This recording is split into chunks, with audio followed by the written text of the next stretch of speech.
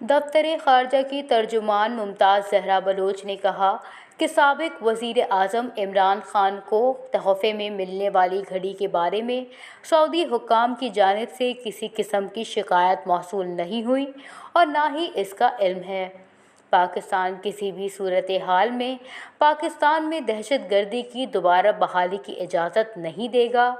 دفتر خارجہ کی ترجمان نے پریس کانفرنس میں کہا کہ اس دورے نے پاکستان کو ماحولیاتی تبدیلیوں کے اثرات، خصوصاً پاکستان میں اس سے آنے والے تباہ کن سیلاب سے ہونے والی تباہی کو اجاگر کرنے کا موقع فراہم کیا۔ انہوں نے کہا کہ سربراہ اجلاس نے وزیر اعظم اور وزیر خارجہ کو عالمی رہنماؤں سے بات چیت، باہمی تشویش کے دو طرفہ اور علاقائی مسائل پر تبادلہ خیال کرنے کا موقع بھی فراہم کیا۔ وزیر اعظم نے اقوام متحدہ کے سیکریٹری جنرل، سعودی عرب کے ولی عہد اور جرمن چانسلر سے ملاقاتیں کیں، جبکہ انہوں نے بحرین اور کویت کے ولی عہد، تاجکستان، عراق، متحدہ عرب امارات اور یورپی کونسل کے صدر سے بھی ملاقات کی۔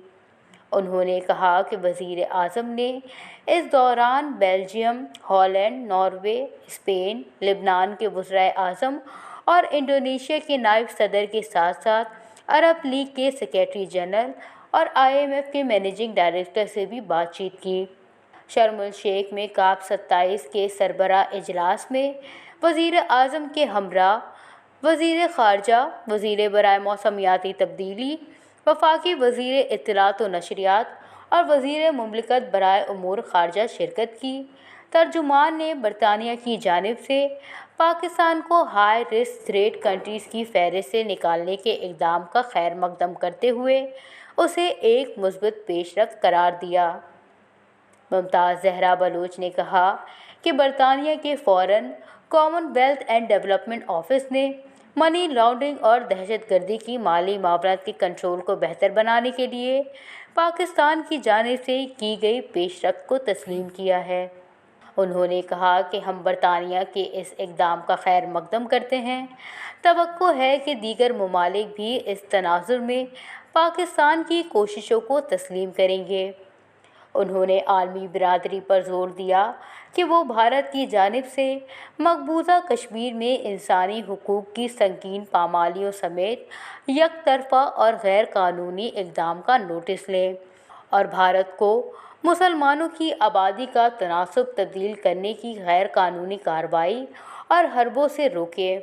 بھارتی حکومت کو فوری طور پر ان تمام اقدامات کو کالعدم کرنا ہوگا جن کا مقصد کشمیری عوام کی جمہوری اکثریت اور ان کی نسلی شناخت کو چھپانا ہے۔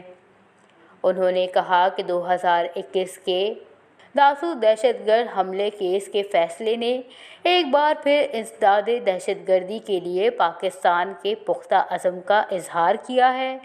ہم نے ایک بار پھر متاثرین کے خاندانوں سے دلی تعزیت کا اظہار کیا ہے۔ پاکستان ملک میں چینی کارکنوں، منصوبوں اور اداروں کی حفاظت کے لیے پرعزم ہے۔ ترجمان نے توقع ظاہر کی کہ دشمن قوتیں پاک چین ہمہ جہتی اسٹریٹجک کوآپریٹو پارٹنرشپ کو کبھی کمزور نہیں کر سکتے۔